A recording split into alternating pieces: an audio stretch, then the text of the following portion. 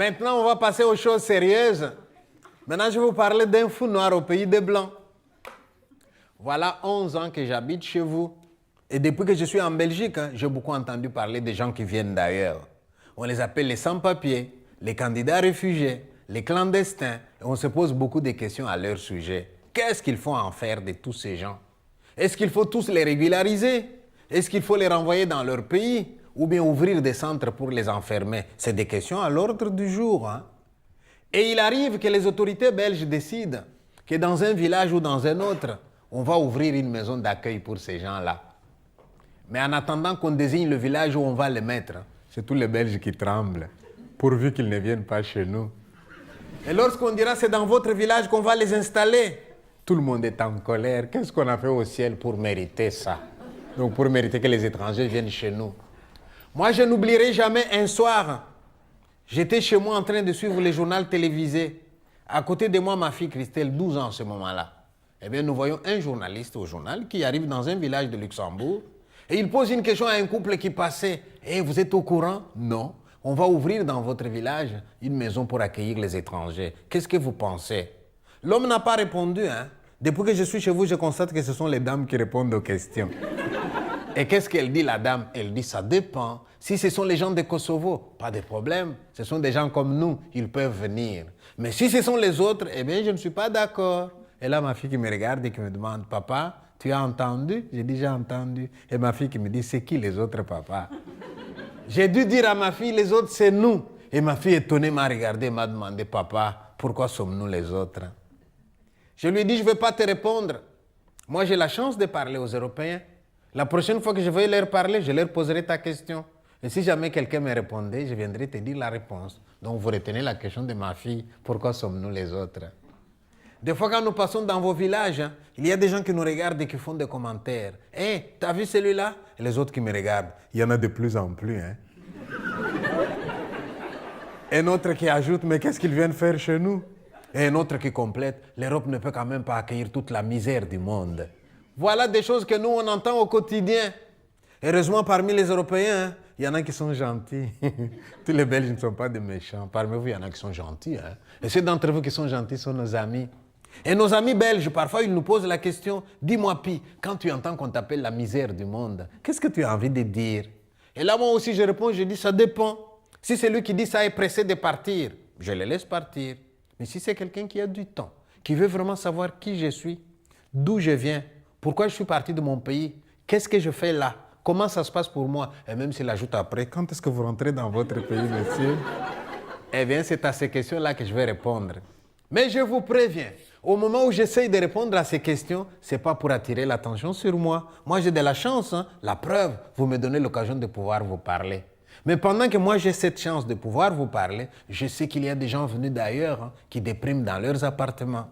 Il y en a qui ne comprennent même pas les langues d'ici. Il y en a qui sont dans une procédure interminable. Alors, ils ont peur du gendarme, ils ont peur du policier, ils ont même peur du facteur. Parce que c'est lui qui, tôt ou tard, apportera la lettre recommandée avec l'ordre de quitter le territoire. Alors si à partir de ce que je vais vous dire, vous pouvez penser un peu à tous ces gens-là qui n'ont pas la parole, eh bien j'aurais joué un petit rôle quelque part. J'aurais été la voix des sans-voix, celui qui parle au nom de ceux qui ne peuvent pas parler, et mon exil aura eu un sens quelque part. Mais avant de continuer, je voudrais quand même vous faire une petite remarque. Quand moi j'étais élève au collège dans mon pays, j'ai eu aussi la chance d'avoir des profs qui venaient de l'Europe. Et je me souviens de notre prof d'histoire, le pauvre. Un jour, il a dû nous parler de la guerre mondiale. Et nous avons levé les doigts. Monsieur, qu'on se batte en Afrique, normal, nous sommes des sauvages. Mais vous, les civilisés, pourquoi vous vous êtes battus? 14-18, 40-45, Hiroshima, Nagasaki, chambre à gaz, bombardement, mine antipersonnelle qui coupe les jambes des enfants. C'est ça la civilisation, monsieur? Il était gêné, le pauvre. Et il nous dira, mais vous savez, les causes de la guerre ne sont pas recherchées dans l'actualité du moment. Et il nous a parlé des causes lointaines de la guerre mondiale, qu'on a retrouvées en philosophie, avec un certain Nietzsche et sa théorie du surhomme. Mais j'ai envie de vous dire la même chose. Vous voyez quelqu'un comme moi qui passe dans vos rues, vous me demandez pourquoi je suis parti de mon pays. Je vais vous le dire. Mais moi aussi, je vais commencer par les causes lointaines de mon exil. Et c'est quoi les causes lointaines de mon exil? Eh bien, c'est l'histoire de l'Afrique. Il était une fois des Africains, n'est-ce pas, là-bas chez eux en Afrique. Ils vaquaient à leurs activités quotidiennes là-bas chez eux. Ils ne savaient pas où se trouve Ostende. Hein? Ils ne savaient pas où se trouve Bruxelles. Ils étaient chez eux. Mais voilà qu'en 1884, quelque part à Ostende, un certain Léopold II, roi de Belge, rencontre Stanley, un explorateur anglais. Et de quoi ils vont parler? De l'Afrique centrale. En 1885, les Européens se retrouvent à Berlin. Ils ont une carte de l'Afrique hein, et ils se partagent l'Afrique comme une tarte. Pendant ce temps, les Africains sont chez eux. Ils vaquent à leurs activités quotidiennes là-bas chez eux. Ils ne savent pas qu'on se partage leur continent à Berlin. Et lorsqu'on a fini de se partager l'Afrique, eh bien, Léopold II, roi de Belge, devient propriétaire de mon pays, qu'il va d'ailleurs appeler État indépendant du Congo. Déjà indépendant, hein, comme pour dire à la Belgique, tu ne t'en mêles pas. État indépendant, propriété privée, à moi, Léopold II. Donc, de la même façon que vous pouvez dire aujourd'hui que vous avez un champ de 5 hectares, Léopold II pouvait lui dire qu'il avait en Afrique centrale un champ de 2 345 000 km², avec des bonhommes qui circulaient là-dedans. C'était nous autres. Et Léopold II envoie ses gens aller me cultiver mon champ. Et mes ancêtres voient débarquer des Blancs qu'ils n'avaient jamais vus. Vous savez comment ils ont réagi en vous voyant? Ils ont pris la fuite. Ils ont pensé que c'était des Noirs qui étaient morts et qui revenaient sous une autre forme. Et ces Européens qui vont chez nous, qu'est-ce qu'ils vont chercher là-bas? Ils vont chercher du coton. On appelait ça l'or blanc. Et oui, hein, vous avez des industries textiles ici, hein, mais la matière première, vous ne l'avez pas. Hein. Depuis que je suis en Belgique, je n'ai jamais vu un champ de coton. Mais j'ai laissé les champs de coton là-bas chez nous. Alors à nous, on nous dit cultivez-nous du coton, on en a besoin en Occident. Et voilà, mes ancêtres cultivent du coton pour amener ici. Les Européens voulaient du caoutchouc pour faire le pneu de véhicule.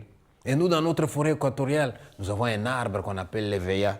Il suffit de les saigner, vous avez du latex. Avec ça, vous faites les caoutchoucs, vous pouvez faire le pneu de véhicule. Nous, on avait l'arbre, mais on n'avait pas de véhicule, donc on n'en avait pas besoin. Les Européens voulaient du thé, ils voulaient du café, ils voulaient du tabac. Tout ça, ça pousse chez nous. Vous voyez comment commencent les relations nord-sud? Ce n'est pas seulement du nord au sud, mais ce que je vous raconte là, du sud au nord. Hein. Mais à ce moment-là commence aussi une injustice qui n'a pas encore été corrigée jusqu'à maintenant. Maintenant que moi j'habite chez vous, je vous admire quand je vous vois travailler. Vous avez fini de produire quelque chose? Je vous demande, ça coûte combien? Et vous me répondez, attendez, je vais calculer mon prix. Et je vous vois calculer votre prix. Comment vous faites? Quels sont les paramètres que vous prenez en compte pour calculer votre prix? Vous allez me dire, matière première, ça m'a coûté autant. Nombre d'heures de travail, amortissement de mes machines, taxes, bénéfices. Voici mon prix. Mais allez demander un peu aux Africains qui produisent aussi des choses qui viennent ici. À combien vous allez vendre? Ils vous répondront au prix qu'on voudrait bien nous donner.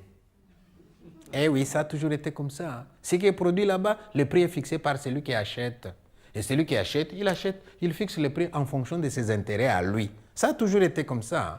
Heureusement, parmi vous, il y en a qui sont gentils aujourd'hui et qui se battent dans les associations comme Oxfam, Opération 1111, pour qu'il y ait un commerce équitable dans le monde, pour supprimer la dette du tiers-monde, parce que cette dette, elle pèse sur nous alors que nous ne méritons pas cette dette-là. Mais ces Européens qui vont chez nous ne sont pas tous des enfants de cœur. Hein. Il y en a qui sont durs avec les Africains là-bas, qui les maltraitent d'ailleurs aussi. Alors en 1908, il y a des journalistes d'ici qui vont aller voir un peu là-bas, parce qu'ils ont entendu dire que les agents de Léopold II abusaient parfois de leur pouvoir. Et quand ils arrivent là-bas, ils se rendent compte que ce n'est pas faux. Vous savez la punition qu'ils avaient là-bas quand tu n'as pas produit suffisamment? On te coupe la main droite. Vous vous rendez compte? Tel jour, le blanc viendra peser ce que vous avez produit. Vous n'avez pas produit suffisamment, punition, allez, coupez la main.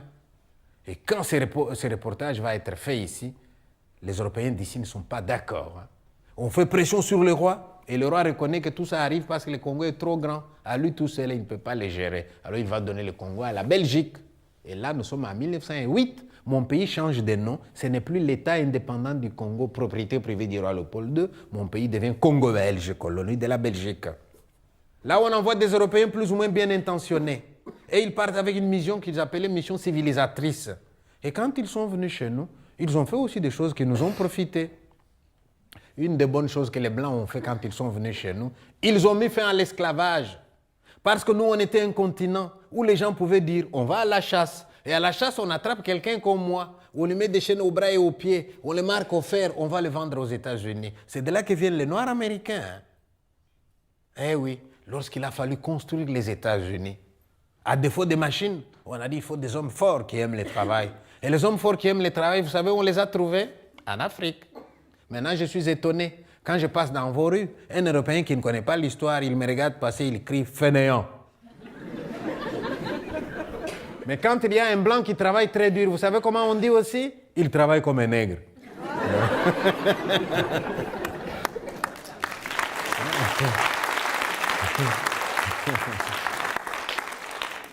Vous devriez savoir ce que vous voulez à la fin, n'est-ce pas? Les Européens nous apportent la médecine occidentale. Avec la médecine d'ici, les Blancs ont fait beaucoup de bien en Afrique. Ils vont sauver des vies, ils vont éradiquer des maladies, ils vont prolonger l'espérance de vie des gens, ils vont protéger la mère et l'enfant et l'accouchement, et même éradiquer des maladies carrément. Chapeau à votre médecine. Et ils nous apportent l'école à l'occidental, où j'étais à apprendre à vous parler comme je vous parle en ce moment. Et pour nous, l'école, c'est une porte sur le monde. N'eût été l'école, moi je ne serais pas ici en train de vous parler. Les Européens amènent l'eau courante dans le village. Et quand je dis amener l'eau courante dans le village, ça veut dire donner aux filles et aux femmes 3 heures de sommeil en plus. Parce qu'elles se réveillent à 4 heures pour aller à 5 km puiser de l'eau tous les jours. Et là, ils apprennent que le robinet peut arriver jusque dans le village. On construit des moyens de communication. Il y a eu du positif aussi. Mais comme il n'y a rien pour rien, les Européens vont faire aussi des prospections dans notre sous-sol. Et qu'est-ce qu'ils découvrent dans le sous-sol du Congo? De l'or, du diamant, du cuivre, du cobalt, du pétrole, de l'uranium. Et je vous signale que l'uranium qui a permis aux Américains de fabriquer la bombe atomique qu'ils ont larguée sur le Japon pendant la guerre mondiale, eh bien ça vient du Congo. Ce sont les Belges qui ont vendu ça aux Américains.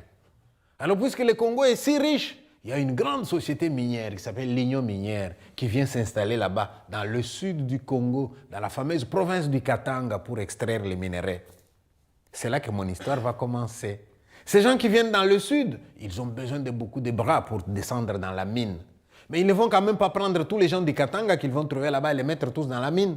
Il faut qu'il y en ait qui restent aussi à l'agriculture. Donc, ils vont engager une partie des Katangais dans la mine, mais ils vont aller au Kasaï, au centre du Congo, dans la fameuse province du Kasaï. Et ils prennent beaucoup de gens du Kasaï. Allez, vous allez travailler à Lubumbashi, dans les mines au Katanga. Et moi, je suis un ancêtre, un descendant de ces gens-là. Nous sommes allés là-bas pour travailler. Mais vous allez voir maintenant les revers de la médaille. Tous ces gens qui viennent de loin pour travailler dans la mine, ce n'est pas toujours facile la mine. Vous descendez jusqu'à 1500 mètres en dessous, vous creusez, vous creusez, vous creusez. Si vous n'avez pas bien respecté les normes de sécurité, eh bien vous pouvez avoir un affaissement du sol qui enterre tout le monde. Ou alors une coulée de boue qui vient de l'extérieur et qui ensevelit les gens là-dedans. Ce n'est pas facile de travailler dans la mine. Et même si vous n'avez pas un accident dans la mine, au bout de 20-30 ans, vous en sortez malade. À force d'avoir respiré la fumée et l'humidité là-dedans, ce n'est pas évident de travailler dans la mine. Tous ces gens qui vont travailler dans la mine doivent habiter quelque part. Alors les Européens, logiquement, commencent par construire des villes qu'on appelle villes minières. Allez vous promener de ces côtés-là, vous allez voir de belles villes. Les Kassi, Jadoville, Kolwezi, Kipushi, Lubumbashi, c'est de belles villes minières. Et dans ces villes, on a prévu des quartiers pour les travailleurs. Ça veut donc dire que pendant que monsieur descend à la mine, son enfant va à l'école, parce que dans le camp de travailleurs, les Européens ont prévu une école. En cas de maladie, madame va au dispensaire. Si madame doit accoucher, elle va à l'hôpital. Et il y a même un service de protection maternelle infantile. L'eau est potable, il y a les courants électriques, l'hygiène s'améliore. Eh bien, ces gens vont se développer petit à petit. Et les années passent vite. 1960, le Congo est indépendant. Les Européens doivent partir. Nous restons entre nous, alors là, les problèmes commencent. Parce que là où on fait maintenant les bilans dans la province, on se rend compte que parmi les intellectuels de cette province-là, il y a quand même une bonne proportion de descendants des mineurs qui, pour la plupart, ne sont pas originaires de cette province-là. Voilà comment nous devenons des mal-aimés. Voilà comment on va nous accuser d'avoir été favorisés par les Européens. Voilà pourquoi on va décider de nous mettre dehors. Vous allez dire, mais c'est un même pays. Eh oui, mais les Kasaï, c'est à 1000 km de là. Et vous allez dire, mais comment on vous reconnaît? C'est marqué dans nos pièces. Date et lieu de naissance. Katanga, province d'origine. Mes parents étaient venus d'eux, c'est marqué. Et on décide de nous chasser. Et nous avons été chassés la première fois dans les années 60. Et n'oubliez pas, Lumumba a été tué en 61 de ces côtés-là. Lumumba, c'était un Kassaïen aussi. À ce moment-là, ça ne va pas aller, les Kassaïens dehors. Nous sommes partis. Quand Mobutu va reprendre le pouvoir, il se rend compte que pour diriger le Congo, il lui faut de l'argent. Et la Gécamine, c'est ça qui donne l'argent au Congo à ce moment-là. Alors il dit, mais ces gens-là, moi j'ai besoin d'eux. Hein. D'autant qu'on avait tous, c'était des gens qui avaient une expérience professionnelle de plus de 20, plus de 30 ans. On va nous rappeler. Et Mobutu va instaurer la paix. Et puis on va de nouveau vivre convenablement jusqu'à 90. Une deuxième épuration ethnique va se présenter pour qu'on nous mette de nouveau dehors. Que s'est-il passé au Congo en 90, en 90? Eh bien, tous les Congolais étaient d'accord sur un point. L'ennemi du Congo, c'est qui? C'est les dictateurs. Il faut qu'ils s'en aillent. Mais le dictateur était intelligent. Il s'est dit, comment créer une diversion? Je vais créer une guerre artificielle ici, dans mon pays. Comme ça, quand ils vont s'entretuer, moi, j'irai avec mon armée, je vais mettre de l'ordre. Comme ça, l'opinion internationale qui nomme le président quelque part en dessous, eh bien, verra qu'il n'y a que moi. Et ils vont me maintenir au pouvoir. Et Mobutu va appeler quelqu'un du Sud, qu'il va nommer Premier ministre, alors que la conférence nationale avait nommé Premier ministre quelqu'un du Kasaï. Et Mobutu savait qu'en mettant de côté celui du Kasaï, en nommant quelqu'un du Katanga, il opposait déjà les deux provinces. Et il va dire à celui-là, vous rentrez chez vous au Katanga, vous faites en sorte que la province du Katanga me soutienne, et je vous permets, vous, de mettre dehors les Kassaïens qu'il y a chez vous. Vous prenez leur travail, vous prenez leurs biens, et voilà, ça va continuer. Et moi, j'aurai le pouvoir si j'ai la province la plus riche. Cet homme-là va marcher avec Mobutu. Et nous, on est au Katanga où on voit les discours qui changent.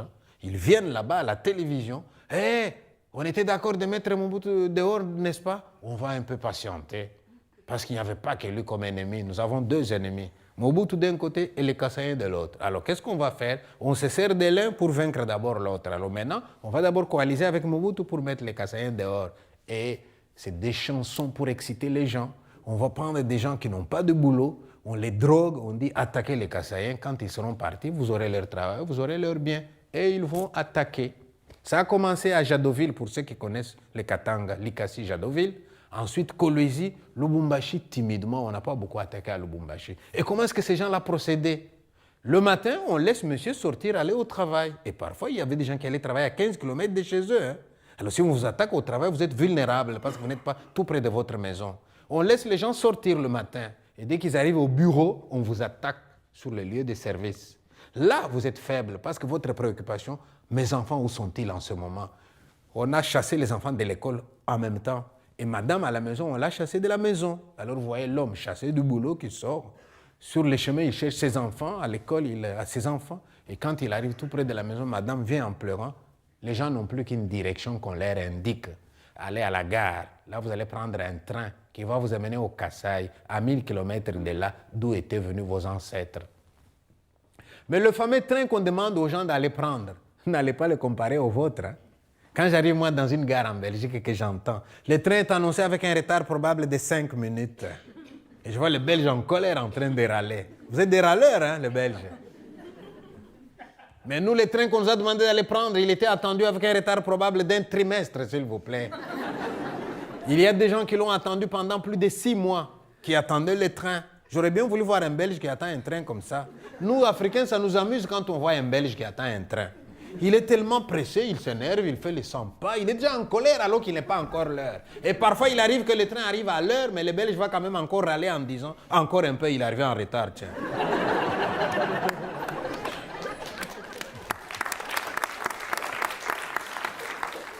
Et quand ce train-là arrive, ce n'est pas tout le monde qui va avoir une place là-dedans. Ce sont les jeunes parce qu'ils sautent par les fenêtres. Et quand vous regardez le train qui s'en va, il est tellement bondé que vous avez des gens même sur les trains, au-dessus. Hein. Pourtant, il est électrique. Vous êtes là au-dessus, mais attention au fil. Et on arrive dans un tunnel, quelqu'un crie « tunnel » et vous vous couchez sur le wagon. Si on a crié tunnel et que vous n'avez pas entendu parce que vous somnolez, vous cognez la tête et vous restez. Entre les Katanga et les Kasaï, 1000 km, eh bien, les gens faisaient 1 mois de voyage. Ce n'est pas un TGV. Hein. D'ailleurs, dès qu'il partait, il fait à peine 30 km et quelqu'un crie « Arrêtez le train !» C'est quoi? Eh bien, une dame qui s'accouche. Elle a bien trouvé son moment, celle-là. On attend qu'elle termine. Et puis, on reprend le voyage. 40 km plus loin. « Arrêtez le train, s'il vous plaît !» C'est quoi? L'enfant qui est né, il vient de mourir faute de soins. Et il faut enterrer l'enfant le long de la voie ferrée. Et le long de la voie ferrée, c'était devenu le cimetière le plus long des Kassaïens. Eh oui. Entre le point de départ et le point d'arrivée, 30 jours de voyage, il fallait compter au moins 40 morts. Eh oui. Et là où ils arrivaient, le temps de les dispatcher dans leur village, Eh bien, 80 morts par jour aussi. Vous avez déjà vu un enfant de 5-6 ans qui n'a jamais vu un mort avant? Et le premier qu'il voit, c'est son papa. L'enfant n'accepte pas. Pour lui, son papa fait dodo. Mais quand il voit qu'on manipule son père, l'enfant demande aux gens, mais qu'est-ce que vous faites? Vous dérangez mon père, il n'aime pas qu'on le dérange quand il dort. On sort son père, on creuse un trou de fortune dehors et on enterre le papa. L'enfant regarde hein, comme s'il assistait à un jeu de cache-cache entre adultes.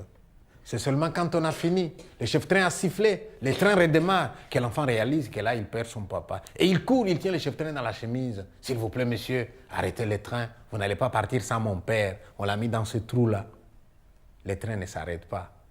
Et l'enfant réalise là qu'il a perdu son père. Il s'étonne d'ailleurs qu'il soit le seul à se battre pour son père. Il se tourne vers sa mère. Maman, dites quelque chose, non? Moitié yambele,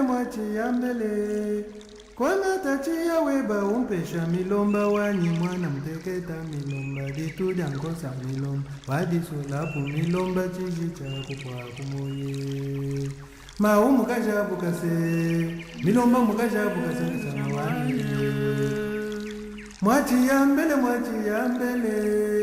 kwana tati ya weba umpesha milomba wani mwana mteketa milomba ditu jankosa La maman lui répond avec des larmes et l'enfant comprend qu'il a perdu son père. Il découvre la mort avec la mort de son père. Nous étions près d'1 million dans cette province-là. On nous chasse et nous devons partir au rythme d'un train qui vient une fois par trimestre, qui a pris 500 ou 600 personnes. Dans combien de temps prendra-t-il tous ces gens-là qui attendent? Il y en a qui ont fait plus de 2 ans à la gare. Ce sont ces tentes que vous voyez bleu que les HCR a ramené, on les voit à perte de vue avec des gens qui attendent là-dedans, un train hypothétique. Et dans l'attente, comment se passe la vie alors à la gare? C'est la promiscuité, mauvaises conditions d'hygiène, les épidémies, alors les faibles commencent à mourir aussi à la gare. Moi, je suis arrivé un jour à la gare de Likassi, Jadoville. Je n'oublierai jamais ces jours-là. Je vois un médecin sans frontières à qui je pose la question, « Monsieur, comment ça va ici ?» Et il me dit, « Ça va beaucoup mieux, monsieur. Nous n'avons plus que 17 morts par jour parmi ceux qui attendent. » Je lui dis, « Quoi?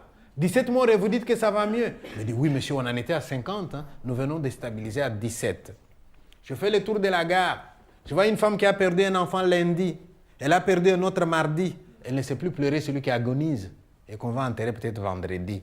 Et les enterrements à la gare, ça va se passer comment? La gare, c'est en ville, hein? Le cimetière est un peu plus loin. Mais comment aller au cimetière en sécurité pendant la guerre? Là, vous voyez un enfant mort la veille. Toute la nuit, il est resté dans les bras de sa maman. Le lendemain matin, la maman pleure son enfant en lui parlant. Les mamans africaines, quand elles pleurent leurs enfants, elles leur parlent en même temps. Réveille-toi, il faut que tu manges. Depuis hier, tu n'as pas mangé. Et les adultes doivent venir. Madame, il ne mangera plus, il est mort, accepte-le. Et lui arracher le corps de l'enfant. Le donner aux jeunes de 20-25. Eux peuvent courir au cimetière. En cas d'attaque, ils vont se défendre, ils vont fuir. Et la dame, on ne la laisse pas suivre, hein, parce que si jamais on attaque, qu'est-ce qu'elle va devenir? Alors les autres femmes la retiennent, elle fait bail de loin à son enfant, elle ne verra même pas où il va reposer. Vous avez déjà vu une mère dont l'enfant est déjà à 20 mètres, mais qui vous crie quand même, attendez, s'il vous plaît, et vous la laissez quand même encore venir. Et qu'est-ce qu'elle vient faire? Réajuster le bonnet sur la tête de son enfant, comme si cela pouvait encore servir à quelque chose. Voilà les scènes que nous avons vues. Voilà les scènes que nous avons vécues. Et pendant que je fais comme ça le tour de la gare, une jeune femme qui me voit et qui m'interpelle. « Monsieur, des gens comme vous, vous voyez toute cette souffrance, qu'est-ce que vous faites ?» Et j'observe bien, je vois que c'était mon ancien élève, parce que j'ai été prof aussi. Et dans sa tête, elle a vu son prof, et le prof a des solutions aux problèmes. J'avais une réponse facile.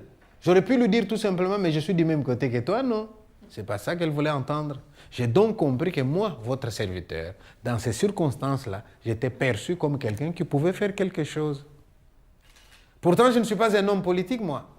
Je ne suis pas un militaire, ça ne m'intéresse pas ces choses-là. Ah oui, mais je suis un écrivain, parmi les plus lus au Congo. Pas les meilleurs, hein, mais les populaires. Alors là, je me souviens, l'écrivain, c'est qui? C'est la voix des sans-voix. Un écrivain, c'est celui qui parle au nom de ceux qui ne peuvent pas parler. Là, la fille me rappelait ce rôle-là. J'ai donc décidé de faire la seule chose que je pouvais, témoigner. Dire à la face du monde la souffrance que je voyais là. C'était ma façon de venger les morts et même de prévenir d'autres tueries. Parce que le bourreau, pendant qu'il tue, n'est-ce pas, il efface en même temps les traces. Et moi, je laisse les traces. Ma façon de venger ceux qui sont partis et de dire aux gens, faites attention, le monde saura ce que vous avez fait. Et si un jour il y a un jugement, eh bien vous allez rendre compte. Hein. Alors qu'est-ce que j'ai fait précisément? J'ai pris des images à la gare et j'ai fait un montage vidéo. J'ai fait une bande dessinée qui s'appelle Les Refoulés du Katanga, qui existe.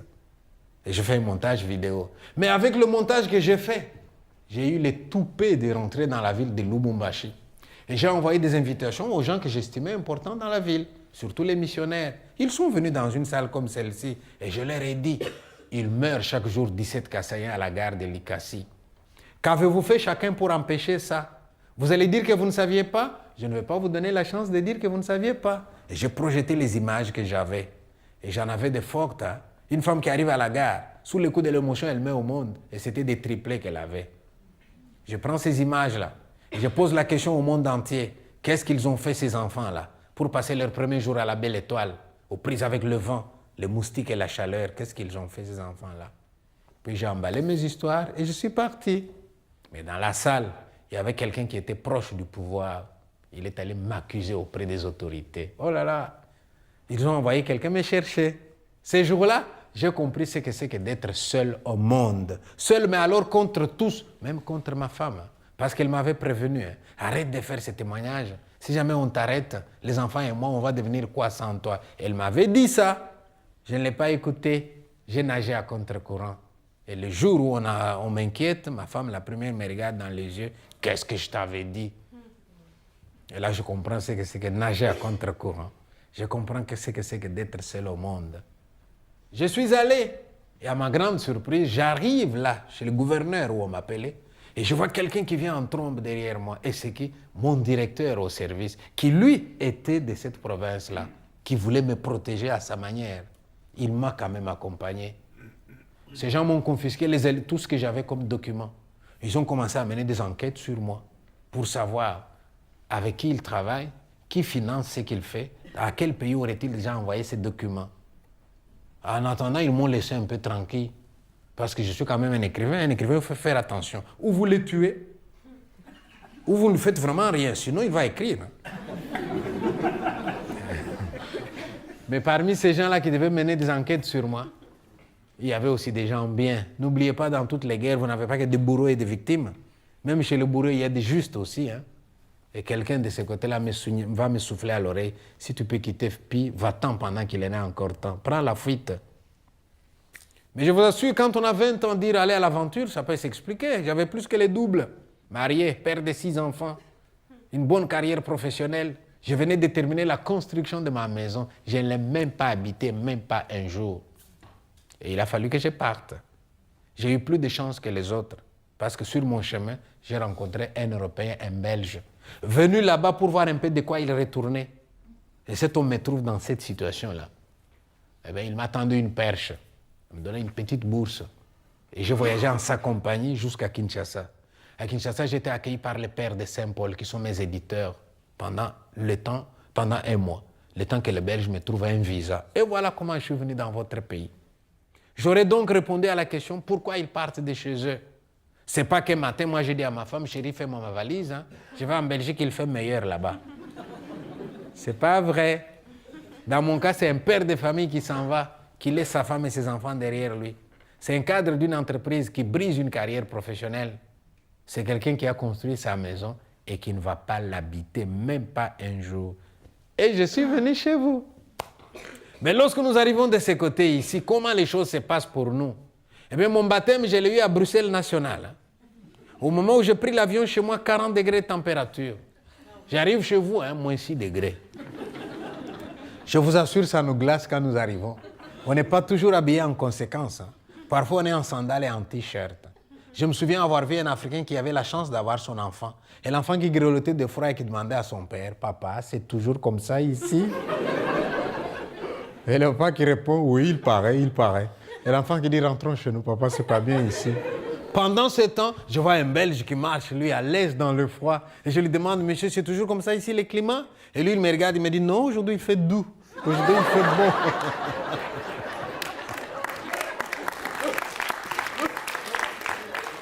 Et moi, je me dis, en voilà un qui se moque de moi. Ça, il appelle faire doux. Et quand lui va dire qu'il fait froid, qu'est-ce que ça sera pour moi? Alors, j'observe maintenant pour sortir des avantèmes. Qu'est-ce que je vois? 2 files de gens. Dans l'une des files, ça se passe bien. Les gens montrent à peine le passeport, ils sortent. Hein? Mais dans l'autre, contrôle des papiers, fouille dans la valise, interrogatoire. Moi, je me dis, oh là là, 2 files. Ici, des gens respectables et ici, des gens bousculables. Vous savez ce que j'ai fait? Je suis allé du côté où ça se passait bien et j'ai fait la file. Je me croyais respectable. Et voilà quelqu'un qui vient vers moi. Monsieur, qu'est-ce que vous faites là? J'ai dit, je fais la file, vous voyez bien. Il me dit, allez de l'autre côté. J'ai dit, non, hein. Vous avez vu comment on se bouscule là-bas? Et lui, il me dit, monsieur, vous vous êtes regardé? Et je me suis regardé. Et pour la première fois, je découvre que je suis noir. Un jour, dans une école, un élève m'a dit, monsieur, mais arrête d'exagérer. Pour la première fois, vous découvrez que vous êtes noir. Et avant, vous pensiez que vous étiez rouge. J'ai répondu, avant, je pensais que j'étais un homme tout simplement.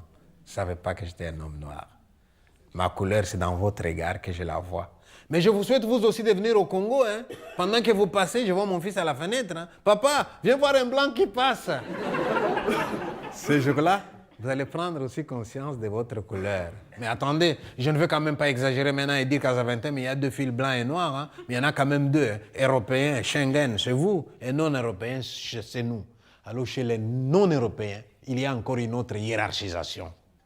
Un jour, j'ai vu quelqu'un qui venait de Colombie et il me dit, monsieur, nous les Colombiens, chaque fois qu'on arrive dans un aéroport ou dans une gare, on nous fouille tout le temps. On pense que nous avons toujours de la drogue. Heureusement, j'ai trouvé un truc. J'ai dit, c'est quoi ton truc? Il me dit, maintenant, quand j'arrive dans une gare ou dans un aéroport, je m'aligne toujours derrière un noir. Alors lui, on les contrôle et moi, on me laisse passer. Et il dit, chaque fois qu'il a essayé, ça marche. Alors il continue. Je suis donc allé dans cette file-là. Et vous savez les questions qu'on nous pose dans l'autre file? Monsieur, d'où venez-vous? Qu'est-ce que vous venez faire ici? Quand est-ce que vous rentrez chez vous? N'oubliez pas de rentrer. J'ai dit, ouais, bravo les Belges, comme accueil, vous êtes des champions. Hein? Mais allez voir un peu au Bénin, au Burkina Faso. Vous arrivez à l'aéroport, ils viennent vers vous. Hein? Bonjour, bonne arrivée. Eh oui, c'est comme ça qu'on dit, de l'autre côté au soleil. Et ici, d'où venez-vous? Qu'est-ce que vous venez faire? Quand est-ce que vous rentrez? N'oubliez pas de rentrer. Ajoutez ça au froid. Hein? J'étais comme ça. Hein?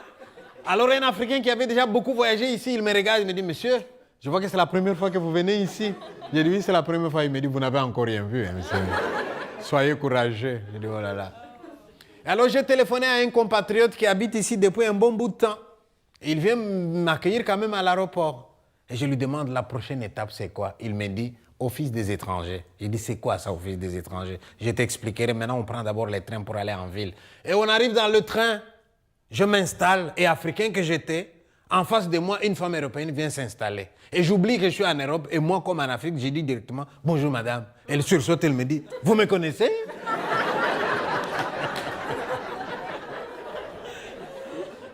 Parce qu'en Belgique, pour dire bonjour à quelqu'un, il faut les connaître. Et moi qui viens d'Afrique, j'ai dit, mais comment vous connaître si je ne commence pas par vous dire bonjour? Alors je demande à mon compatriote, la prochaine étape c'est quoi? Il me dit, Office des étrangers. J'ai dit, c'est quoi Office des étrangers? Ah, mais c'est un building avec des juristes. Hein. Tu vas là-bas et tu vas raconter ton histoire. Il dit, d'accord. Tu m'accompagnes? Oui, oui. Quand ça, demain? À quelle heure? 5 heures du matin. J'ai dit, pardon? En Belgique, pendant l'hiver, à 5 heures du matin, les Belges sont déjà au bureau. Non, non, non, non, c'est nous aller avant pour être dans la file d'attente à un bon endroit. OK, les jours suivants, 4 heures du matin. On est déjà debout. Hein. Pendant l'hiver, je vous assure, il fait froid. Hein. Oh là là. Et on marche pour aller jusque-là. Et on y arrive. On croyait être le premier. La file est déjà longue. Oh là là. Et on se met dans la file. On a l'impression que le temps s'arrête. 5h15 qui ne vient pas. 5h30, une éternité. 5h45, 6h, 6h15, 6h30, 6h45, 7h. Oh là là, ça n'en finit pas. 7h15, 7h30, 7h45, 8h. Alors vers 8h15, les Européens viennent lentement. Ils ouvrent leur bureau lentement. Ils tirent les rideaux lentement. Ils prennent leur café lentement. Et quand ils ont fini, alors ils nous ouvrent une porte. Nous entrons dans un grand hall. Au moment où on entre là-dedans, on est libre. Hein? Mais une fois qu'on est dedans, on n'est plus libre. Parce que derrière nous, ils vont fermer la porte à clé. Certains parmi nous sortiront avec des menottes au poing. Il y a un véhicule qui les attend dehors pour les amener au centre fermé, d'où ils seront expulsés manu militari, parfois avec un coussin sur les nez pour qu'ils ne crient pas. Et d'autres rentreront même dans un cercueil, comme ce fut le cas avec Semira Adamou. Et puis alors on nous donne des numéros. Et nous allons patienter. Ils vont appeler numéro par numéro. Mais si au moins ils pouvaient appeler les numéros comme on a étudié à l'école. 1, 2, 3, 4, 5, 6, 7, 8, 9, 10. Comme ça, si j'ai les numéros 100, je peux dire à quelqu'un, je vais dormir un peu. Si on s'approche de 90, tu me réveilles. Mais ce n'est pas comme ça qu'ils appellent. Vous savez comment ils appellent là-bas? Numéro 14, numéro 203, numéro 308, numéro 4, numéro 27. J'ai dit, mais c'est quoi? On me dit, ah oui, ils sont spécialisés par pays. Si toi, tu es le numéro 1 et tu viens du Congo, et que celui qui écoute les Congolais n'est pas encore là, c'est pas toi qui passes. Hein? Alors vous êtes sur les qui-vive tout le temps, sur les qui-vive de 8 à 17. Hein? Mais nous qui savons parler le français, ça va encore. Hein? Mais vous prenez quelqu'un de l'Europe de l'Est, pas un mot de français, pas un mot d'anglais. Il a le numéro 40 hein, et il entend 52. Et lui, il va avec son 40. Il dit, toi, c'est 40, monsieur. Ah, d'accord. Et vous le voyez répéter comme un enfant. 40, 40, 40, 40, 40, 40, 40. Il a retenu. Et puis le temps passe. Et on appelle beaucoup d'autres numéros et il oublie son numéro. Un moment, alors plus tard, il entend 140. Et il va avec son 40. Mais toi, c'est 40, monsieur. Finalement, il est tellement perdu. C'est nous, les Africains, qui les aidons parfois en lui disant, monsieur, vous assis ici à côté de moi. Moi, écoutez pour vous. Quand lui appelez vous, moi, dire vous, et vous, allez là-bas. Ça va, monsieur?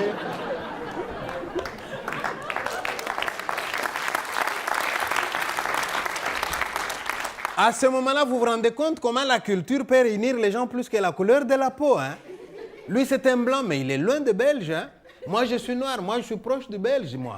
D'ailleurs, là-bas, si un Sénégalais me marche sur les pieds, je lui dis, va chez toi en France. Moi, je suis un peu chez moi ici. Hein?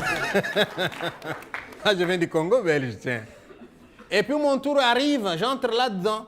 Il y a un juriste devant moi. Allez, racontez votre histoire. Et je commence à raconter. Vous allez trop vite.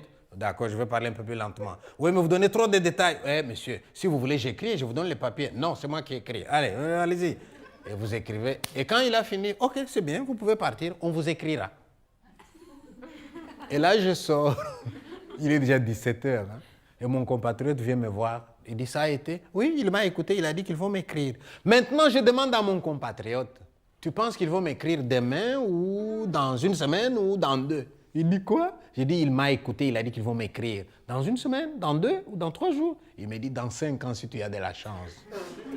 J'ai dit, alors tu n'as pas compris ce que je te demande. Il dit, j'ai compris. Ce monsieur-là t'a écouté, il a pris des notes. Et tu me demandes quand il va te répondre. Je t'ai dit, dans 5 ans si tu as de la chance.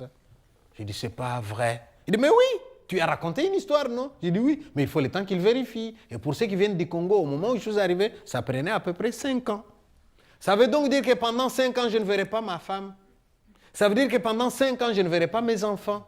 Et ils sont restés dans un pays en guerre. Hein. À ce moment-là, si vous leur parlez au téléphone, les enfants te disent, papa, tu t'es mis à l'abri et tu nous as oubliés. Je ne vous ai pas oublié, je suis dans la procédure. Mais papa, tu leur dis de faire vite, ici c'est la guerre. Qu'est-ce que ça peut bien leur faire, mon fils, qu'il y ait la guerre là-bas ou ailleurs? Je vous assure, un moment difficile. Ne vous étonnez donc pas de voir quelqu'un comme moi. Il passe dans vos rues et il est en train de se parler à lui-même. Et vous regardez encore un qui a disjoncté. Comment voulez-vous qu'il ne disjoncte pas 5 ans qu'il n'a pas vu sa femme? Comment voulez-vous qu'il ne disjoncte pas 5 ans qu'il n'a pas vu ses enfants? Je vous assure, un moment difficile. Je vais vous épargner les détails. J'ai attendu aussi, pas 5 ans, j'ai eu un peu plus de chance que les autres. Et à ce moment-là, où est-ce que j'habite à Braine-le-Comte, dans une maison d'accueil où il n'y avait que des candidats réfugiés. Un jour, moi aussi, j'ai eu les papiers pour habiter chez vous. Oh, mais les jours où j'ai eu mes papiers, vous pensez que je suis content ces jours-là? Non, je me suis senti inquiet. Parce qu'alors, ça veut dire, j'ai la confirmation que je ne peux plus retourner dans mon pays. 1. De 2, j'habitais une maison d'accueil, n'est-ce pas, où il y a des candidats réfugiés. Mais quand on me donne mes papiers, je dois maintenant quitter cette maison d'accueil-là. Et je dois venir dans votre village. Je dois venir dans votre cité, sur la même rue que vous, et vous dire à vous ici présents, poussez-vous là, moi aussi j'arrive, je viens habiter ici. Et vous me demandez pour combien de temps? Non, je m'installe chez vous, nous allons vivre ensemble. Est-ce que nous sommes les bienvenus ou est-ce que nous sommes des intrus? La réponse, nous l'avons quand nous cherchons les maisons à louer. On a regardé dans le journal, on a vu un numéro, et j'appelle, monsieur, oui, vous avez une maison? Oui, oui, oui, je peux venir visiter? Oui, oui, quel jour? Samedi 15h. Samedi 15h, j'arrive tout content. Je sonne, il ouvre. Oh, c'était un noir. Non, monsieur, il n'y a pas de maison ici. Mais c'est marqué appartement à louer. Non, non, attends, je vais enlever. Mais si je repasse là une semaine après, c'est encore appartement à louer. C'est de moi qu'on n'a pas voulu. Alors là, je me pose des questions. Puis qu'est-ce que tu fais ici? Dans mon pays, tout le monde aurait été content de m'avoir comme voisin. Hein. Là, fini, il n'y a plus personne qui veut m'avoir comme voisin. Ça fait mal, je vous assure. Alors moi, comme je suis têtu, un jour, il y a quelqu'un qui me refuse la maison, je sonne encore. Mais si vous n'avez pas compris, j'ai compris, mais je voudrais vous poser une question. Oui? J'ai dit, monsieur, pourquoi vous nous refusez les maisons? Il me dit, vous voulez que je vous le dise? J'ai dit, oui. C'est vous qui l'aurez voulu. Mais oui, allez-y, monsieur. Et il commence, vous les Noirs. J'ai dit, oui, ça commence bien, hein, nous les Noirs. Il dit, dès qu'on donne la maison à un, demain, il y en a 10 dedans. J'ai dit, c'est la solidarité africaine. Tiens, vous n'avez jamais entendu parler? Mais dit, vous les Noirs, vous faites trop de bruit. Les calmes des gens, vous ne savez pas respecter. J'ai dit, c'est pas du bruit, c'est de l'animation.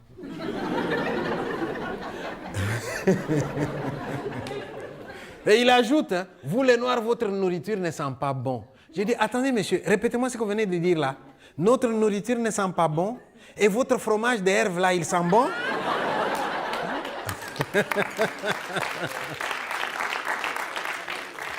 Et les Européens, vous êtes des malins, vous. Hein? Quand c'est la nourriture des autres, ça sent mauvais. Mais quand c'est votre fromage qui sent mauvais, vous savez comment vous dites ici? Ah, il est fort, hein, ce fromage. Hein? Il est fort, il ne sent pas mauvais. Il est fort. Heureusement, parmi les Européens, il y en a qui sont gentils. Hein? Tous les Blancs ne sont pas de méchants. Un Européen gentil qui me voit tant souffrir pour trouver un logement, il me dit, Pi, si tu veux encore une maison, tu n'appelles pas, laisse-moi appeler à ta place. Et je lui donne un numéro, et c'est lui qui appelle. Allô, monsieur? Oui. Vous avez une maison à louer? Oui. Comme ça, il ne dira plus non après. Vous acceptez les étrangers? Ça dépend de quel pays. Et lui, il dit du Congo. Et on lui répond, surtout pas cela, surtout pas cela. Et lui, il dit, c'est pas un Congolais comme les autres. Je dis, je suis comme les autres. Non, pourquoi tu dis ça? Et il me dit, tais-toi, j'ai dit ça pour que tu obtiennes la maison. On va lui demander s'il me connaît. On va lui demander s'il veut bien se porter garant. Voilà à quel prix moi j'ai une maison dans un village perdu de Brabant-Wallon où il n'y avait pas un seul Africain. C'est moi qui arrive le premier. Oh, j'arrive dans ce village-là et je fais une expérience que je ne vous souhaite pas. L'expérience de la solitude. Seul quand on est seul, ça peut encore passer, mais là, seul dans la foule, c'est une expérience que je ne vous souhaite pas. Chez mon papa et ma maman, nous étions 11. Hein. Ma femme et moi, nous n'avons que 6 enfants. Ça fait de l'animation. Hein. Et là, on me dit, c'est là chez vous. J'entre chez moi et je suis tout seul. Et vous savez bien comment ça se passe chez vous. Hein. Chacun chez lui. Et j'entre là-dedans, je dis, moi, je vais déprimer tout seul ici. Ah non, ça ne va pas se passer comme ça. Dès le premier jour, je posais un geste fort dans le village. Vous savez ce que j'ai fait? J'ai dit, moi, je ne déprime pas là-dedans. J'ai pris ma chaise. Je suis allé dehors, en dessous d'un arbre dans le village, et je me suis installé. Et vous savez à quoi je m'attendais? À ce que les voisins qui m'auraient vu, qu'ils viennent aux nouvelles. Il y a un nouveau venu dans le village qui vient me dire bonjour, tiens. Et j'ai attendu. 5 minutes en dessous de l'arbre. 10 minutes en dessous de l'arbre. 15 minutes en dessous de l'arbre. Personne n'est venu. Je me suis secoué et puis t'es pas en Afrique. Hein. En Europe, c'est chacun chez lui. Hein, vous êtes terribles, hein, vous les Européens. Surtout si vous avez marqué propriété privée n'entrez pas. Il n'y a personne qui vient. Hein. Mais allez marquer comme ça en Afrique, propriété privée n'entrez pas. C'est comme si tu les invitais. Qu'est-ce qu'ils les mijotent? Qu'est-ce qu'ils les mijotent? Qu'est-ce qu'ils fait?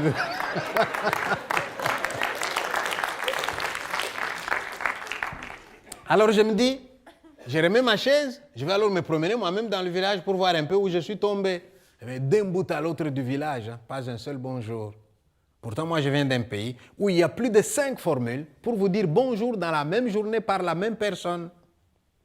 Alors, je dis, oh là là, ça va être difficile pour moi ici. Et même un jour, j'ai raté mon train. Ça peut arriver. J'habite dans un village où le train passe 1 fois par heure, le week-end 1 fois par 2 heures. Alors, dès que je rate mon train, je dis, qu'est-ce que je fais? Je dis, je vais faire comme eux, je vais respecter leurs coutumes. Faire comme les Blancs quand ils ont raté le train. Et je me suis mis le long de la route. Et je fais comme ça. Aucune voiture qui s'arrête. Je dis, on me voit ou on ne me voit pas? Je bombe le torse pour me faire remarquer. Aucune voiture qui s'arrête. Vous n'avez qu'à vous demander, vous qui êtes dans cette salle, comment avez-vous réagi lorsqu'au volant de votre voiture, vous avez vu quelqu'un comme moi le long de la route qui faisait comme ça? Comment avez-vous réagi? Là, je me suis senti alors comme quelqu'un qui a perdu son identité. Je n'existe plus. Il n'y a personne qui sait d'ailleurs comment je m'appelle. Qui a d'ailleurs besoin de savoir comment je m'appelle? Pour me désigner, on dira désormais, hé, t'as vu les Blacks qui passent dehors? Les étrangers, il y en a de plus en plus. Hein. Mais ces réfugiés, qu'est-ce qu'ils viennent faire chez nous? Pourtant, moi, j'ai un nom. Hein. Je m'appelle Pichibanda. Là, je me suis senti mal. Alors, pour me remonter le moral, je dis, je vais téléphoner à ma femme au Congo. J'ai téléphoné à ma femme. Et là, je tombe sur mon fils de 14 ans, Yannick. Oh, mon fils va me poser une question qui va bouleverser ma vie. Mon fils qui me dit au téléphone, papa, content de t'entendre, hein? J'avais peur que tu ne sois déjà mort. Ici, maman pleure tous les jours. Et nous avons demandé à notre maman, pourquoi tu pleures? Elle nous a dit, je pleure parce que je pense à votre papa qui est tout seul en Belgique. Et mon fils qui me pose la question, mais papa, comment peux-tu dire que tu es tout seul? N'y a-t-il pas des gens dans le village où tu habites? Bonne question. Celle-là, elle est à vous. Si vous étiez là, j'allais vous donner le téléphone. Et mon fils allait vous demander, hey, mon papa, il dit qu'il est tout seul. Et vous, vous êtes où? Qu'est-ce que vous auriez répondu? Il est tout seul parce qu'il est noir. Nous, on est de notre côté parce qu'on est des blancs. Je n'aurais pas voulu être à votre place et avoir une question comme ça. Et la question de mon fils m'a rappelé un proverbe d'Afrique. Et que dit le proverbe? Le proverbe dit, c'est celui qui a froid qui va vers le feu pour se réchauffer. Ça, vous comprenez difficilement ici. On vous a tellement inventé des trucs, quel que soit l'endroit où vous êtes dans la piste, la chaleur vient vous trouver où vous êtes. Mais ceux qui n'ont pas ça, ils mettent un feu au milieu. Tu as froid, quitte ton coin, viens te réchauffer. Tu restes dans ton coin, c'est toi qui vas avoir froid. Hein? Et moi, je me dis, qui a froid en ce moment? C'est moi. Qui a le feu? Vous, les Européens. Ils ne sont pas venus vers moi. Moi, je vais alors aller vers eux. Et j'ai fait une deuxième expérience dans le village qui a confirmé ma folie. Vous savez ce que j'ai fait? J'ai choisi une rue au hasard dans mon village. Et je suis allé. Je me suis présenté devant la première maison de la rue. J'ai sonné. Un homme a ouvert. Il m'a regardé, je l'ai regardé aussi. J'ai fait comme on fait dans mon pays. Bonjour, monsieur. Et lui, il a fait comme vous faites ici. Qu'est-ce qu'il y a, monsieur? Qu'est-ce que vous voulez? Et moi, je lui ai dit, moi, c'est Pichi Banda. Je viens du Congo. J'habite votre village. Je viens vous le dire comme ça. Vous le savez. Il me dit, pardon? Je lui dis, Pichi Banda du Congo, nouvel habitant du village. Il me dit, vous avez quelque chose à vendre, monsieur? Je dis non. Il me dit, vous voulez quelque chose? Je dis non. Mais quoi? Eh bien, vous dire que je suis là, j'habite le village. Désormais, dans ce village, vous allez devoir compter avec moi. Oh, je vois encore son visage, hein? Comme quelqu'un qui s'est dit, ce sont des fous, j'en avais déjà entendu parler. Là, j'en ai un maintenant devant moi. Et pendant qu'il s'étonne, je lui dis, au revoir, monsieur, je suis parti. Le pauvre, il est resté là planté, hein, regardant dans ma direction comme quelqu'un qui s'est dit, quand je vais raconter ça, on va me prendre pour un fou, alors que le fou est là qui s'en va. Heureusement pour lui, je ne suis pas allé loin. Je suis allé chez son voisin d'en face. Et quand il m'a vu chez son voisin, j'ai vu que ça les rassurait. Parce qu'il pouvait dire à son voisin, tu l'as vu aussi, n'est-ce pas? Comme ça, à deux, ils seront crédibles quand ils vont raconter. Mais voilà que son voisin m'écoute attentivement. Et quand j'ai fini de me présenter chez son voisin, et son voisin me regarde dans les yeux, il me dit, monsieur, vous voulez entrer chez moi? Je dis, non, monsieur, peut-être un autre jour. Et lui, il me répond, quand vous voudrez, monsieur. Eh oui, ça existe aussi, hein, les Européens gentils. Eh bien, je ne sais pas si c'était un ancien d'Afrique. Hein. En tout cas, il m'a dit, quand vous voudrez. Et j'ai continué. Et la troisième personne sur qui je tombe, c'est le curé du village. Lui, il m'invite chez lui, il m'offre un café. Je discute un peu avec lui et je lui demande, monsieur le curé, dimanche, vous faites la messe à quelle heure? Il me dit 10h45. Je dis, très bien. Je viendrai dimanche à la messe, s'il vous plaît. Vous faites votre messe comme vous avez toujours fait. Mais quand vous avez fini, avant de bénir les gens pour qu'ils partent, hein, vous m'invitez là devant, vous me donnez un peu la parole pendant 2 minutes. Comme ça, je me présente devant tout le monde. J'aurai fini en une séance. Ça va m'épargner de faire des portes en porte. Et le curé me dit, mais ça, on ne fait pas ici, monsieur. Et moi, je dis, mais justement, puisque je n'étais pas encore là. Mais qu'est-ce que vous allez dire, monsieur, aux gens? Je dis, mais vous allez entendre ça. Il me dit, mais être bref, hein? Je dis, d'accord. Dimanche, j'arrive à la messe. Je vois les Européens qui viennent, l'air sérieux. Et là, je commence un peu à me dire, puis tu en fais trop. Mais pendant que je suis en train de me poser la question, comment je vais agencer mes phrases pour dire l'essentiel dans quelques minutes, ne pas ennuyer les gens. Voilà que les Européens vont me faciliter la tâche sans le savoir. Ils entonnent une chanson. Et désormais, je dis aux Européens, faites attention à ce que vous chantez. Hein. Et qu'est-ce qu'ils ont chanté ces jours-là? Une chanson dans laquelle on dit, laisserons-nous à notre table un peu de place à l'étranger? Trouvera-t-il quand il viendra un peu d'espace et d'amitié? Et tout le monde qui reprend le refrain, ne laissons pas mourir la terre. J'entends ça, je dis, ouais, c'est bien. C'est pas tombé dans les oreilles d'un sourd, hein? Et au moment où ils me donnent la parole, hein, je leur dis, excusez-moi de vous déranger. J'ai hésité avant de vous parler, mais c'est vous qui m'avez encouragé. L'étranger dont il a été question dans votre chant n'était pas loin. Mais voici, je suis là. Y a-t-il un peu de place à votre table pour moi? Trouverai-je à votre table un peu d'espace et d'amitié? Ou bien est-ce que vous allez laisser mourir la terre? Ouais, ils avaient déjà chanté, hein? j'ai fini de me présenter. Qu'est-ce que j'entends? Des applaudissements. Eh oui, ils m'ont applaudi. Et après la messe, ils sont tous venus autour de moi. Monsieur, votre femme, vos enfants, pourquoi sont-ils restés? Qu'est-ce qu'on peut faire pour eux? J'ai dit, je rêve. Comme si le Belge avait autour de lui un morceau de glace qu'il faut d'abord briser. Et une fois qu'on a brisé, alors il ouvre son cœur. Mais pendant que je parle avec tout le monde, je vois un couple à l'écart. Et je me dis, démocratie européenne, ces deux-là ne sont pas d'accord avec moi. Je me trompais. Ils attendaient que je termine avec tout le monde. Et quand j'ai fini, ils sont venus vers moi. Et ce qu'ils m'ont dit, je ne l'oublierai jamais. C'est l'homme qui prend la parole et qui me dit, monsieur, je m'appelle Dominique. Je vous présente ma femme Myriam. Vous savez ce que nous vous demandons, nous deux? Non. Vous venez avec nous, chez nous à la maison, maintenant, tout de suite. J'ai dit, ouais, ça commence bien. Eh bien, je suis allé avec ces deux-là. Et j'arrive chez eux, je vois que je ne suis pas le seul. Ils ont appelé aussi d'autres personnes et ils ont donné un apéro à mon honneur. Ces jours-là, je puis moi aussi mettre des noms sur des visages. Ces jours-là, je puis répondre à des questions plus précises. Ces jours-là, je me suis senti accueilli en Belgique. Et lorsque nous avons fini de prendre l'apéro, Dominique est venu vers moi. Il m'a tendu sa carte de visite et m'a dit, « Monsieur, voici notre carte de visite. Si ma femme et moi avons tenu à ce que vous veniez chez nous tout de suite, c'est pour vous dire une chose. À partir d'aujourd'hui, vous n'êtes plus seul dans notre village. Vous vous ennuyez, téléphonez, nous venons vous chercher. Vous avez un vélo? Alors montez de vous-même jusque chez nous, même sans avoir prévenu. » Il ajoute. J'ai dit, voilà quelqu'un qui connaît les Africains. En effet, nous, dans nos pays, où on se rend visite les uns les autres sans avoir prévenu. Et quand on arrive à l'improviste, on vous dit, je voulais vous faire une surprise agréable. Donc vous êtes prévenus. Un Africain qui débarque chez vous à 22h30 sans vous avoir sonné au préalable, dans sa tête, il vous fait une surprise agréable. La surprise est d'autant plus agréable qu'il arrive au moment où vous l'attendez le moins. Et j'ai pris congé, je suis parti. Et la nouvelle s'est répandue dans le village. Mais tout de suite, les gens ont discuté. Mais est-ce qu'il est normal, ce monsieur-là? Est-ce que ce n'est pas un malade mental? Et les autres, pourquoi le prendre pour un malade mental? Quelqu'un qui vient chez nous, on n'est pas allé vers lui, lui a pris l'initiative de venir vers nous. Pourquoi pas? Ne l'oubliez pas, en Belgique, en France, dans les villages, demandez à votre papi, à votre mamie, dans le temps, il y avait un banc devant la maison de votre papi et de votre mamie. L'étranger pouvait s'asseoir aussi. On pouvait lui donner un verre d'eau. Et il n'y a pas si longtemps que ça, vous savez. Et puis alors, vous avez tracé les autoroutes pour aller très vite. Vous avez ajouté des vitesses à la voiture pour rouler de plus en plus vite. Vous avez mis de la couleur dans la télévision pour vous replier sur vous-même. Et vous avez enlevé les bancs qui étaient là, devant la maison. Et vous l'avez remplacé par le parlophone.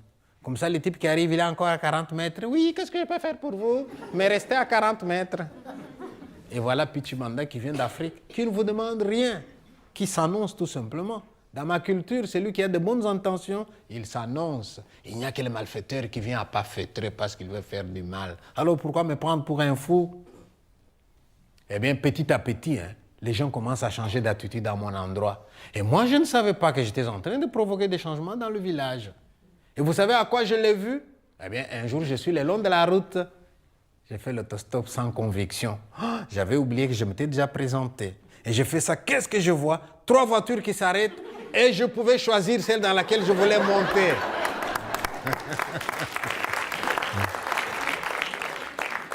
Un autre jour, j'avais travaillé à Liège et je reviens la nuit vers 23h, pendant l'hiver, et je suis dans le train. Et voilà le contrôleur qui vient vers moi. Monsieur, votre billet de train. Je lui montre mon billet quand on arrive tout près de Otigny. Il regarde, monsieur, vous êtes en retard. À Otigny, vous n'avez plus de correspondance. Vous auriez dû partir plus tôt. Le train vient de partir. Qu'est-ce que vous allez faire? C'était le dernier, il est 23h. Oh là là, j'étais embêté. Je dis, mais il était gentil. Il me dit, qu'est-ce que vous allez faire? Et là, j'ai réagi en africain. Je lui dis une chose à la fois. D'abord, arriver à Otigny et me poser la question là-bas. Pas faire comme les Blancs qui se posent tellement de questions avant qu'ils ne savent plus jouir du moment présent. De toutes les façons, le train ne fera pas marche arrière. Arrivons à Otigny, c'est là que je me poserai la question. Et je me calme jusqu'à Otigny. Mais une fois à Otigny, qu'est-ce que je vais faire? Et pendant que je me pose la question, je regarde à 3 mètres de moi, je vois un ami à moi qui va dans la même direction que moi. Je dis, ouais, chouette, comme ça je ne suis pas seul. À 2, on va trouver la solution. Mais mon ami, il venait compliquer aussi la situation. Parce que mon ami s'appelle Rachid, d'origine marocaine. Donc le problème se complique. Ce n'est plus maintenant, un noir arrive dans une gare à 23 heures, il n'a pas de correspondance. Que fait-il maintenant? C'est un noir et un arabe dans une gare à 23 heures. Ils n'ont pas de correspondance. Qu'est-ce qu'ils font tous les deux? Et moi, je me tourne vers mon ami Rachid, nous n'avons pas de train. Rachid me dit, je sais. Je dis, qu'est-ce que nous faisons? Il me dit, nous marchons à pied jusque chez nous. Je dis, mais non, hein. Tu as vu l'heure qu'il fait et le temps qu'il fait dehors? Et Rachid me regarde dans les yeux, tu as une proposition? Je dis, oui, quoi? Je dis, on fait l'autostop. Je dis, quoi? Et il me dit, ça fait combien d'années que tu es en Belgique, monsieur? Je dis, je ne vois pas de rapport. Mais dis-moi combien de temps tu es là? Je dis, je ne vois pas de rapport. Et Rachid me dit, donc toi, tu vois la nuit, le long de la route, un noir et un arabe, les deux qui font l'autostop. Et tu vois un Belge qui s'arrête pour les prendre, ça ne va pas la tête, monsieur. Et moi, je dis, mais écoute, Rachid, je n'aime pas qu'on te colle une étiquette arabe. Tu n'aimes pas qu'on me colle une étiquette noire. Alors, n'en collons pas aux Belges non plus. Hein. Là, tu les condamnes d'avance. Donnons-leur la chance de voir s'ils vont nous prendre. Je dis, ouais, tu philosophes, là. Et on se met le long de la route. Et mon ami me prévient, hein, si dans un quart d'heure, on ne nous a pas pris, hein, je vais à pied, je sais que tu me suivras. Je dis, d'accord. Et on se met le long de la route. Je vois une première voiture qui vient. Je lui ai dit quelque chose, ne les prenez pas mal. Hein. Ce n'était pas méchant, c'était tactique. J'ai dit, Rachid, regarde une voiture qui vient. Qu'est-ce qu'on fait? On cumule les deux malheurs ou bien quelqu'un parmi nous deux va dans l'ombre? Et Rachid comprenait vite, il est allé dans l'ombre. Et j'ai fait comme ça. Et voilà la voiture qui s'arrête. Un jeune Belge autour de 22-23. Monsieur, s'il vous plaît, nous allons à Tangissar. Est-ce que vous pouvez nous déposer? Non, non, monsieur, je ne veux pas Tangissar. Il dit, d'accord. Et puis j'étais triste. Et puis il se ravise, les jeunes hommes. Monsieur, Tangissar n'est pas loin. Je vous dépose et je reprends la route. L'heure qu'il fait, si je vous laisse là, vous allez rester longtemps. Je dis, un ami peut venir. Oui, oui, Rachid vient. Et le jeune Belge nous a déposés chez nous à la maison. Hein, pour vous dire que les Belges gentils, ça existe aussi. Hein. Ils font peut-être moins de bruit que les autres, mais ils existent et c'est grâce à eux que nous, on peut marcher tête haute dans votre pays. Je suis resté dans ce village-là pendant 3 ans, en train de faire d'autres démarches qu'on appelle regroupement familial. Oh là là, je vous assure, c'était notre chemin de croix. Regroupement familial. Vous savez ce que ça signifie? Eh bien, moi je dis à la Belgique, Belgique, merci de m'avoir accueilli. Mais maintenant, est-ce que ma femme et mes enfants peuvent venir? La Belgique me dit, prouve-moi que c'est ta femme. Et mes enfants, la Belgique me dit, prouve-moi que c'est tes enfants. Et l'épreuve, c'est quoi? L'acte de mariage, les certificats de naissance pour les enfants. Mais qui vous a dit que ces documents-là sont universels? Dans mon pays, je veux me marier. Mon papa, il prend des chèvres et des poules. Et il va voir le papa de la fille. Tu es au courant? Les enfants s'aiment. Allez, prends les chèvres et les poules. Tiens, donne-nous la fille. Et on prépare les chèvres et les poules. Et les vieux viennent, ils nous bénissent. On appelle ça mariage coutumier. À l'époque coloniale, les Belges reconnaissaient ce mariage-là. Mais aujourd'hui, on me dira, non, non, non, non. Si tu n'as pas été à la commune, devant un officier de l'état civil, ce mariage-là n'est pas valable. Cette femme qui est chez toi depuis 20 ans, la mère de tes 6 enfants-là, si tu n'as que ça comme mariage, c'est une copine à toi, elle n'a plus le droit de te rejoindre. Je dis, attendez, j'ai une autre preuve. Et je sors la photo du mariage, moi et ma femme, bénis par un prêtre belge. Hein. Et la Belgique me dit, séparation église-État, monsieur. Ce document-là n'est pas valide pour attester des mariages. Je dis, d'accord. Et l'attestation de naissance pour les enfants, j'ai dit, mais monsieur le Belge, quand est-ce que vous allez comprendre que les choses peuvent se passer autrement ailleurs? J'ai déjà vu, moi, des coins du Congo où on met au monde un enfant. C'est tellement loin, la commune. On n'a pas le temps d'y aller. Et quand on y va, c'est pour faire quoi? Se faire rançonner encore par un pouvoir corrompu? On n'y va pas. D'ailleurs, vous arrivez dans cette famille-là. C'est votre enfant? Oui, oui. Donnez-moi la preuve. Il vous dit, regardez son visage, regardez les miens. Demandez à un tel, ils étaient là quand il est né. Et tout le monde dit, oui, oui, c'est son enfant, nous étions là quand il est né. Mais moi, je viens quand même de la ville. Hein. J'avais quelques attestations. Et je montre l'attestation. Et la Belgique qui regarde. Attention, monsieur. L'enfant est né le 1er? Oui. L'attestation signée le 30? Oui. Ah, c'est pas valable. La loi belge dit, l'enfant doit être déclaré dans les 15 jours de sa naissance. Ici, tu es hors délai.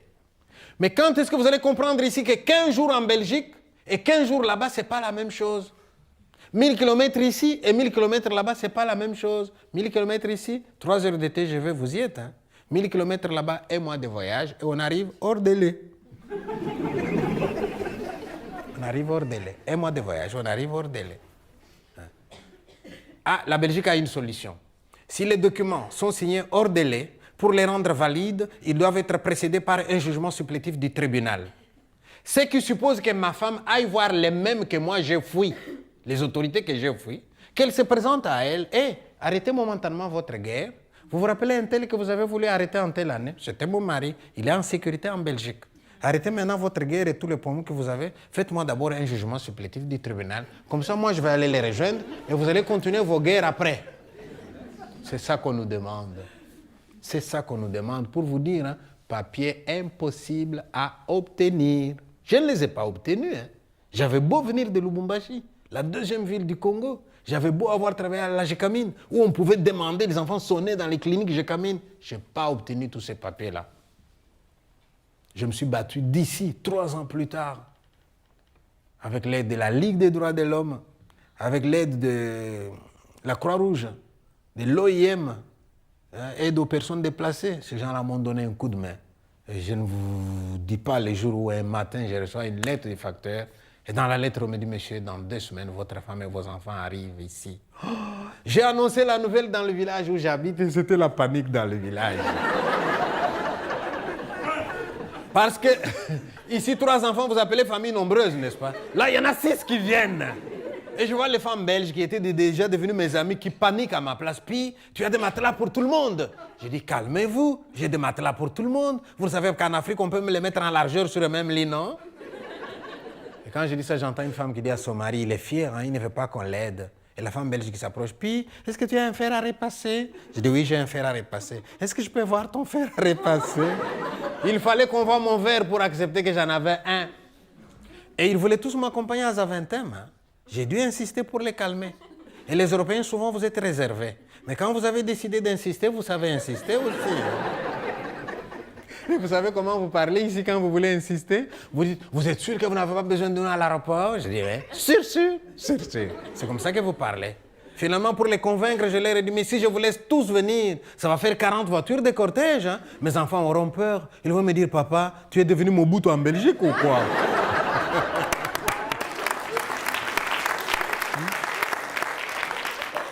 Mais pendant que tout le monde me propose des choses utiles, un tabouret, une chaise, une assiette, voilà une dame qui vient, puis je t'apporterai volontiers un paquet d'aspirine. Je dis, un paquet d'aspirine?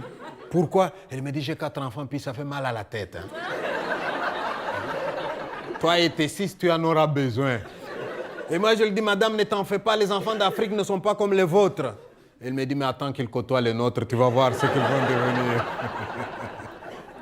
Et je n'ai pas attendu longtemps, vous savez. Les premiers jours, quand mes enfants sont venus, je suis allé à la cuisine, moi. J'ai préparé, j'ai servi, j'ai débarrassé. Et pendant que je fais la vaisselle, ma fille de 12 ans me voit faire la vaisselle.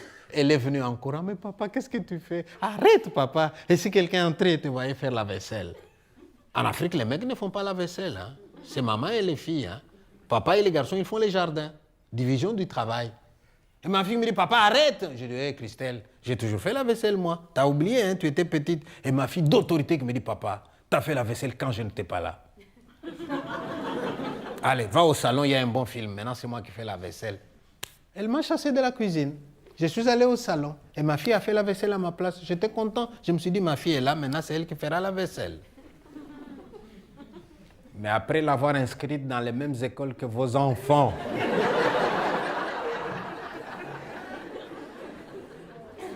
trois semaines seulement après, j'appelle Christelle. C'est quoi, papa? Tu m'apportes un verre d'eau. Elle vient sans verre d'eau. Papa, tu ne peux pas te bouger toi-même, non? Je ne suis pas ta boniche, moi, hein? J'ai dit, Christelle, c'est comme ça que tu me parles maintenant? Ah oui, hein, tu exagères. Tout le temps, tu m'envoies. Je vais te lire une feuille qu'on nous a donnée à l'école. Elle prend sa mallette, elle me sort une feuille. Tu m'écoutes, hein, papa? Elle lit la feuille. Les droits de l'enfant. Elle me lit les droits de l'enfant. Les jours suivants, moi, je suis allé à l'école. Hein. Madame la directrice, s'il vous plaît, est-ce que je peux avoir un exemplaire des droits de l'enfant? Oui, monsieur, je veux faire une photocopie. Elle me donne une photocopie. Et puis, je lui dis, madame, est-ce que je peux avoir aussi un exemplaire des devoirs de l'enfant? Ah, ça, on n'a pas ici, monsieur. Ça, on n'a pas. J'ai dit, madame, vous avez tort. Les enfants n'ont pas que des droits. Les enfants ont aussi des devoirs. Et ça, en Belgique, vous avez oublié au point de faire de vos enfants des enfants rois, qui en font voir de toutes les couleurs aux profs à l'école, au point que le métier de prof est devenu l'un des métiers dans lesquels on déprime le plus. Les enfants n'ont pas que des droits, hein. Ils ont des devoirs. Et au mieux, non seulement on donne les droits de l'enfant, on leur donne même une adresse, un numéro de téléphone à appeler au cas où ils estiment que leurs droits ne sont pas respectés à la maison. Eh oui, terrible. D'ailleurs, ça ne vous frappe plus, vous. Hein? Vous êtes nés là-dedans. Mais nous qui venons de l'extérieur, ça nous frappe quand on voit une conversation entre une mère et son enfant en Belgique. C'est la mère qui parle, qui appelle son enfant avec tout l'amour maternel. Eric. Eric regarde sa mère. C'est quoi? Et la maman qui dit, et si on faisait ton devoir maintenant? Non. Mais pourquoi non? J'ai pas envie. Et la maman qui complète, c'est comme tu veux. Terrible. C'est comme tu veux.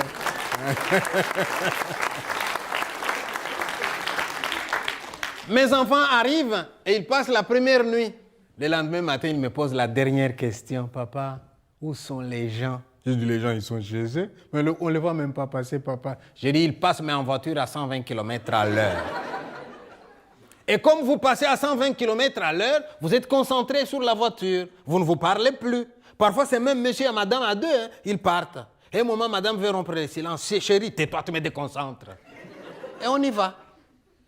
Je prends mes enfants, je les mets à l'école du village. Ils ont été bien accueillis, hein, pas de problème majeur. Le seul jour où ma fille est venue en pleurant, papa, on m'a traité de noir à l'école. J'ai dit, mais c'est vrai, Christelle, tu es noire. Et tu es belle, ma fille. Tu sais, quand le soleil va venir, tous les blancs, ils vont aller à la mer au soleil pour devenir noirs comme toi. Tu n'as pas besoin de bronzer, toi. Hein?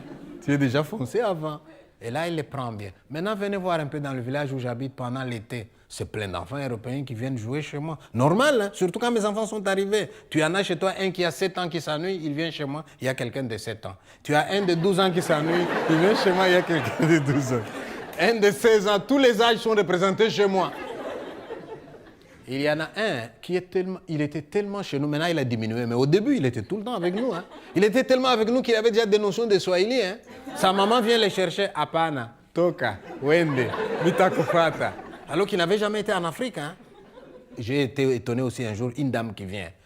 Elle vient voir son enfant, elle trouve l'enfant à table en train de manger avec nous. Et je vois la mère européenne qui regarde avec admiration. Elle dit, c'est pas vrai. Ça c'est mon fils qui mange comme ça. Une nourriture d'ailleurs africaine. Mais à la maison, dès que je lui mange, ouais, c'est dégueu, ouais, c'est dégueu. Et là, il mange comme ça. Je dis, madame, c'est normal. 6 enfants, plus 2 parents, plus ton fils, ça fait 9. Le repas prend la lutte d'une compétition sportive, tiens. Il y a de l'émulation là-dedans. Et l'enfant qui mange bien. Hein? Alors, cet enfant, il est tellement chez nous aussi que la dernière fois que nous sommes allés au salon de l'auto pour acheter une voiture, hein, et ma fille qui voit une voiture à 8 places. Papa, regarde, 8 places, c'est ça qu'il nous faut. Et le vendeur qui s'approche. Monsieur, ici, on peut ajouter une banquette et faire 9 places. Et ma fille qui s'exclame. Ah oui, la 9e place, ça sera la place de notre ami le Belge. Et avec ça, vous nous appelez la misère du monde. Nous ne sommes pas la misère du monde. Moi, j'ai vu la misère du monde dans certains villages belges, dans certains villages français. J'arrive, hein, je trouve les gens tristes dans le village. Et je leur pose la question. Pourquoi vous êtes si triste? Monsieur, il n'y a plus rien qui bouge dans ces villages. Nous n'avions que l'école qui mettait un peu de la vie, mais même l'école va être fermée, monsieur. Les enseignants vont aller au chômage, les directeurs vont aller au chômage, et nous, on n'a plus d'enfants. Il n'y a pas d'école, il n'y a pas de vie. J'ai dit, pourquoi on va fermer votre école? Ils me disent, il n'y a plus suffisamment d'enfants dans le village. Et moi, je leur dis, vous n'avez pas de l'imagination, vous? Il vous suffirait d'accueillir ici 6 familles africaines. Ça vous fera 6 fois 6 enfants, 36 élèves en un jour, et votre école est sauvée. Vous ne pouvez pas y penser?